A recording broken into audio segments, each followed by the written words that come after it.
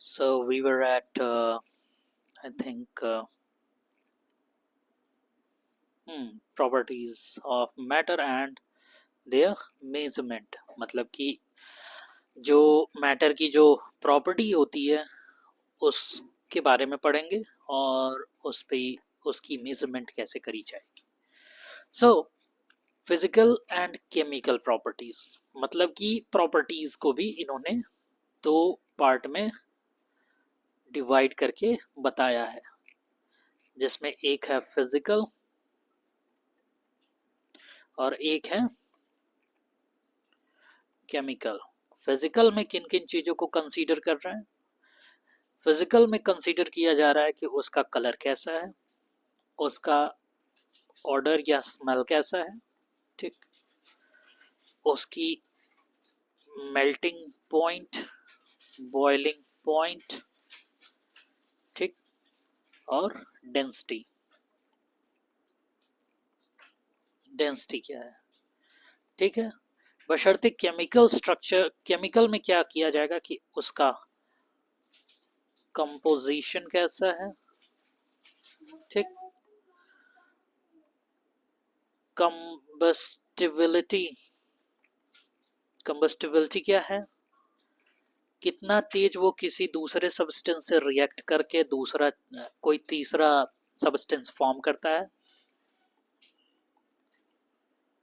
और रिएक्टिविटी वो भी तीसरे से फॉर्म करने की मेन जो हमारा क्राइटेरिया होगा उसमें एक एसिड होगा दूसरा बेस होगा कि वो एसिड से कैसे रिएक्ट करता है और बेस से कैसे रिएक्ट करता है, ठीक है.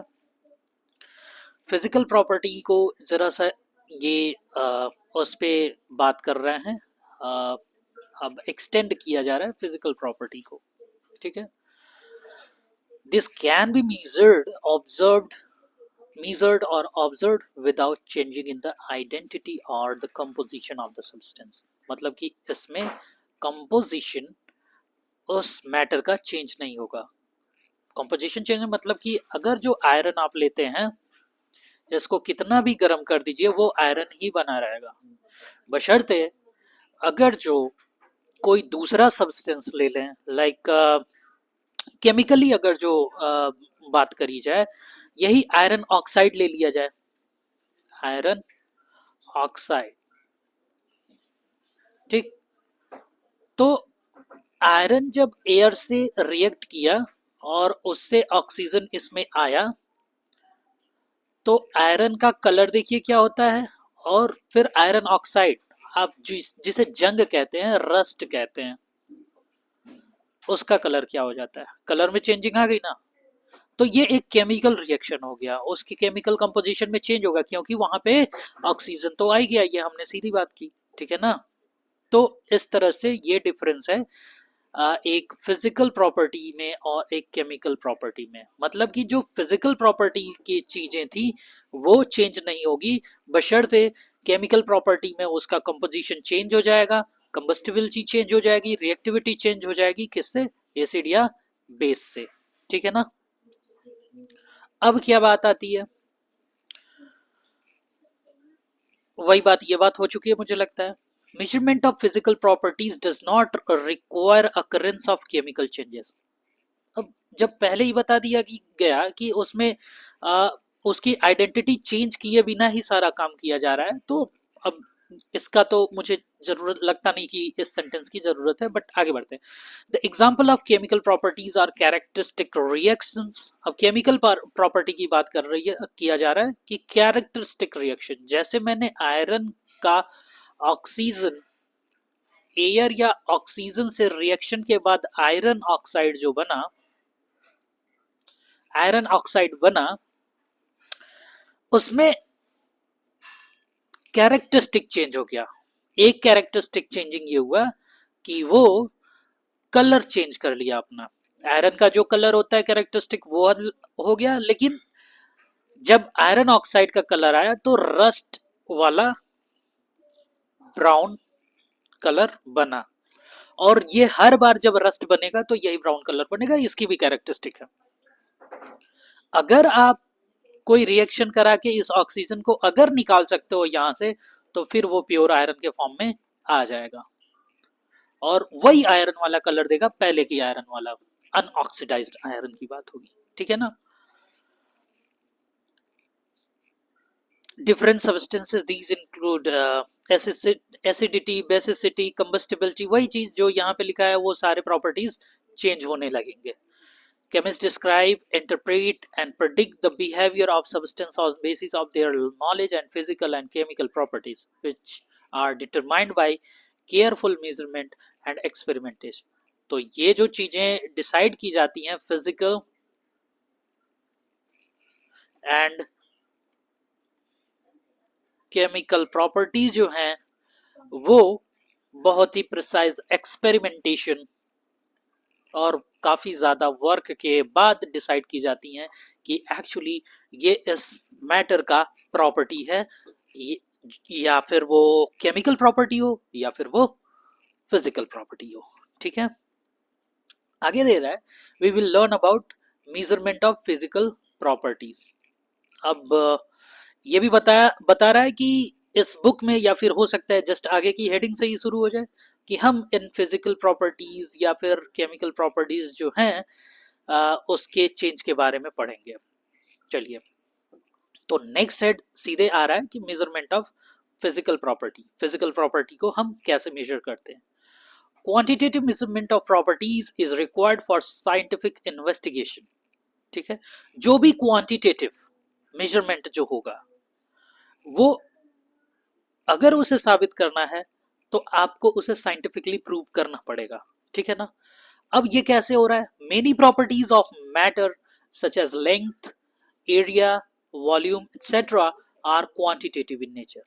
तो जो ये फिजिकल प्रॉपर्टीज होते हैं जैसे कि लेंथ, एरिया या वॉल्यूम, इन्हें मापा जा सकता है, मेजर किया जा सकता है, इसलिए इसे क्वांटिटेटिव, क्वांटिटेटिव मतलब यही समझिए कि जिसे मेजर किया जा सकता है, ठीक है ना।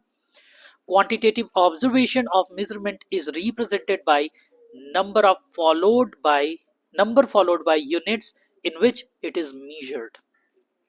अब यहाँ धीरे धीरे यूनिट्स का एक इंट्रोडक्शन कराया जा रहा है कि यूनिट क्या होते हैं, ठीक है। तो जरा यूनिट को समझिए। किसी भी चीज को रिप्रेजेंट करने के लिए अगर मैं आपसे पूछूं आपके घर से आपके स्कूल की दूरी कितनी है, तो आप बताएंगे x किलोमीटर, ठीक। मान लीजिए ये 4 किलोमीटर है, ठीक है।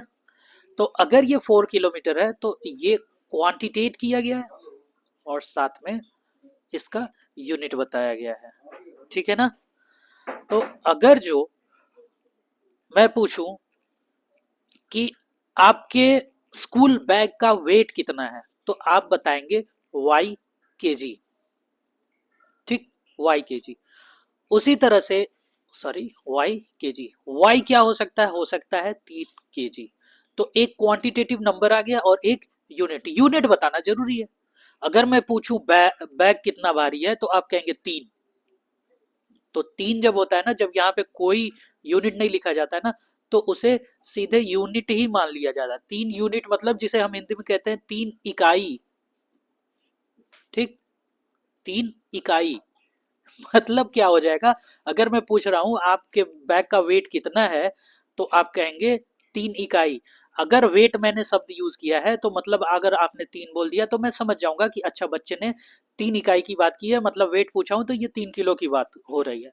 अगर कोई वेट नहीं पूछा है, कोई आ, उस तरह का स्पेसिफाई नहीं किया गया है, तब तो वो समझ लेगा कि आपके पास 3 बैग ही है, ठीक है ना। लेकिन वेट यूज किया है तो उसे समझना चाहिए कि 3 kg है, बशर्ते आपको बताना भी चाहिए कि 3 kg है, ठीक है ना।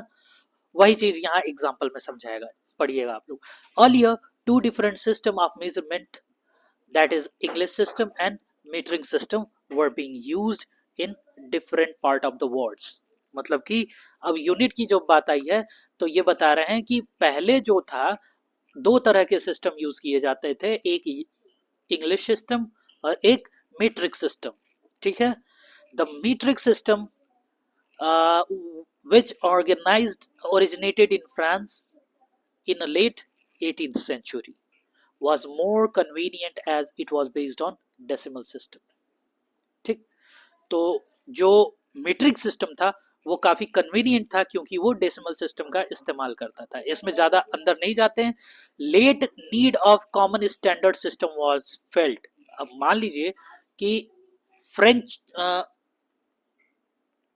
फ्रेंच यूज कर रहा है मैट्रिक सिस्टम, ठीक, या फिर या फ्रांस में मैट्रिक सिस्टम यूज हो रहा है, और वहीं जस्ट बगल में इंग्लैंड में इंग्लिश सिस्टम यूज हो रहा है, तो दोनों को आपस में समझाने में प्रॉब्लम तो होगी भाई।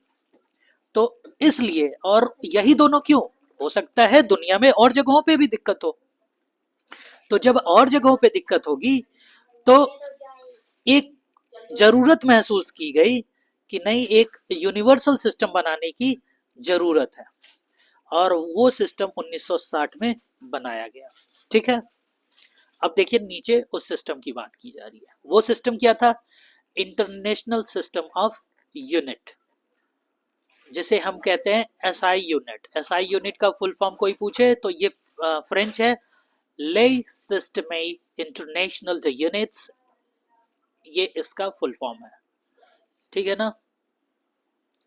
was established by 11th general conference on weights. अब ये भी कॉन्फ्रेंस देखिए 11th था, कई बार इस पे कॉन्फ्रेंस हुआ। And measures, weight and measures, CGPM from Conference General des Poids et Measures, CGPM conference के थ्रू इसे कंप्लीट किया गया। ठीक है, अब ये इस पे डिफरेंट गवर्नमेंट्स ने ट्रिटी किया, साइन किया कि ठीक है हम लोग यही सिस्टम फॉलो करेंगे। अब चलिए इसमें बात करते हैं। System has 7 base units and they are listed in table 1। ठीक है, बेस यूनिट क्या है? बेस यूनिट दो चीजें आप जानिएगा। बेस यूनिट ये जो कह रहा है ना, इसे आप फंडामेंटल यूनिट समझिए, फंडामेंटल यूनिट। और दूसरा हो जाएगा डेराइव्ड यूनिट। नाम से ही समझ में आ रहा है कि ये बेसिक है, फंडामेंटल है, ठीक, और डेराइव्ड जो इनसे डेराइव होंगे। ठीक है ना? तो अब आगे बढ़ते हैं। 7 फंडामेंटल क्वांटिटीज इन्होंने वो किया, जिसमें था length, mass, time, electric current, thermodynamics, amount of substance, और फिर ल्यूमिनोसिटी।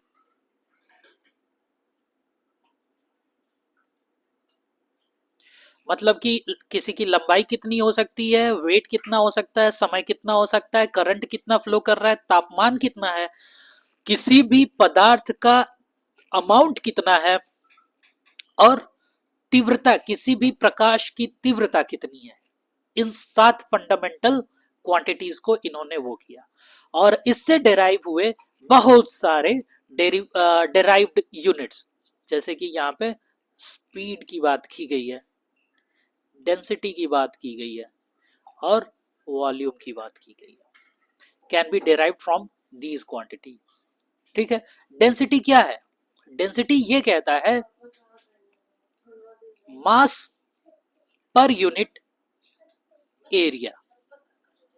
ठीक है, मास एक फंडामेंटल यूनिट है, एरिया में लेंथ बाय लेंथ, अगर जो जाहिर सी बात है रेक्टेंगल हुआ तो लेंथ इनटू लेंथ हो जाएगा। तो ये फंडामेंटल यूनिट्स हैं, बशर्ते डेंसिटी एक डेराइव्ड क्वांटिटी है। ठीक है, ऐसे ही वॉल्यूम, वॉल्यूम क्या क्या हो जाएगा? Length into length into length. ठीक है, if it is a cube, तो 3 लेंथ को मिला के, 3 फंडामेंटल यूनिट को मिला के डेराइव किया गया एक वॉल्यूम वाला क्वांटिटी। ठीक, उसी तरह से स्पीड मीटर पर सेकंड। अब इसमें जल्दी से ये टेबल देख लेते हैं कि लेंथ को एल से डिनोट करेंगे, स्मॉल एल से, मास को स्मॉल एम से, टाइम को स्मॉल टी से, इलेक्ट्रिक करंट को कैपिटल आई से, टेम्परेचर को टी से, और अमाउंट ऑफ सब्सटेंस को स्मॉल एम से, ल्यूमिनोसिटी को आई न्यू से। इनके यूनिट्स क्या हो गए? Metre, kilogram, second, ampere, kelvin, mole and candela. अब बात आती है इनके सिंबल्स, यूनिट्स के सिंबल्स, ठीक है ना। ये सारे हैं, इनको आप याद कर लीजिएगा, इनकी जरूरत पड़ेगी डिराइव्ड यूनिट्स निकालने में, ठीक है ना। तो इस लेक्चर में बस इतना ही छोटा सा लेक्चर मैंने बनाया, मुझे लगता है आप लोग बोर हो जाएंगे, तो आगे कंटिन्यू करेंगे नेक्स्ट लेक्चर में। Thank you very much.